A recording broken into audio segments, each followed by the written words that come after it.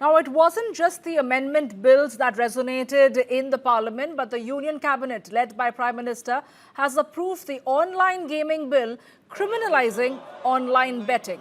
Now, the bill was tabled in the Lok Sabha today, and here is what the bill aims to do. It addresses the menace of rising digital fraud cases in the country. To that end, the bill proposes the prohibition of transfer of funds by permitting, aiding, abetting, inducing and facilitating any transaction or authorization of funds by banks, financial institutions or any other person towards payment for any online money games. Now, this kind of activity would hereafter be seen as an offence. It also bans endorsements by celebrities and public personalities of such platforms. And joining me in the studio is my colleague Amit Ranjan. Now, Amit, welcome to the studio to give us perspective about what exactly is happening in the parliament as far as this bill is concerned. But here's the interesting part. While the bill prohibits online money gaming services on one hand, it promotes esports and online social games on the other. So how does this really pan out? Thank you. Quite a conundrum for the government. Now, here's how big and why is that? Here's how big the industry is, the gaming industry is. In 2020, the number of gamers, active gamers in the industry in India were 360 million. By 2024, they had grown to as much as 500 million. That's how big the industry is right now. Going by numbers, the amount of fraud that has happened in this industry in the last 1 year, or just 1 year, has grown a whopping 206% from a meager 7,500 crores of rupees to 23,000 crores of rupees in 2024. This growth has happened from the year 2023 to 2024. That is 206% increase. As far as the actual numbers of amount of fraud cases reported goes, the growth has been between 2022 and 2023 around 52%, and between 23 and 24 around 42%.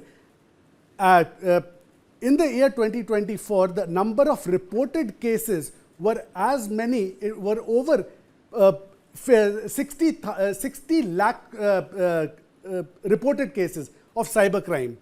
Now, these are cybercrime cases. These are not all cases that are linked to online gaming activity or fraud in online gaming, but the two basically symbiotically feed off each other. And I'll give you an example.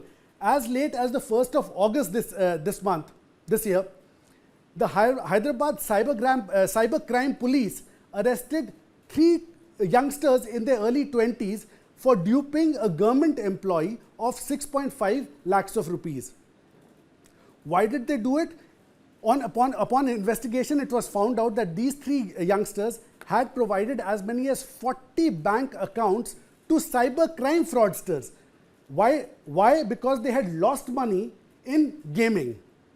So they had been playing games, they had lost money, and they had to resort to cybercrime fraud.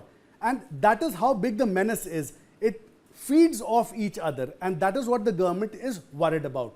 But Amit, interesting over there. But like you were mentioning how big this essentially, the fraud is all about, take us through the magnitude of it essentially, that the online and digital fraud in India, to what extent it is going off to, and how big is this entire menace? The menace, I've already told you, I mean, it has, the numbers have grown to as much as 22 lakhs of cases in the last year, and that was a 42% increase over the year before that. Now, the industry reaction has been fast in coming. Industry insiders have stated that this bill is going to harm the industry in more ways than one.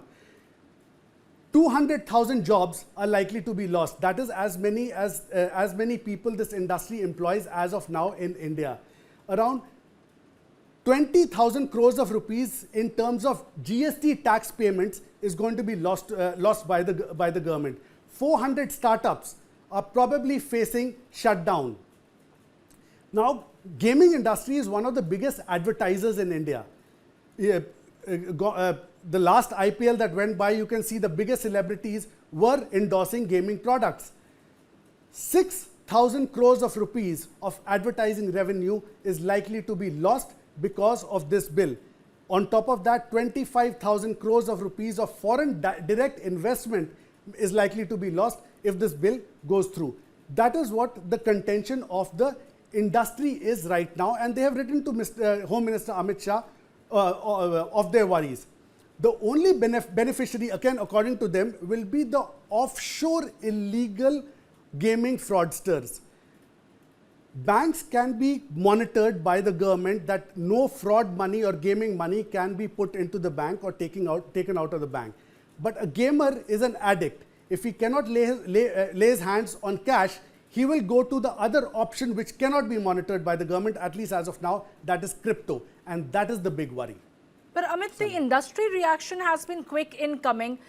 Gaming industry bodies, including All India Gaming Federation, the E-Gaming Federation and the Federation of the Indian Fantasy Sports have all urged the Home Ministry to reconsider the proposed bill. So what does it entirely add up to?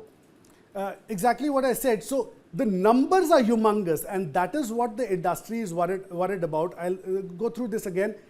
20,000 crores of rupees, that is the GST this industry pays to the government.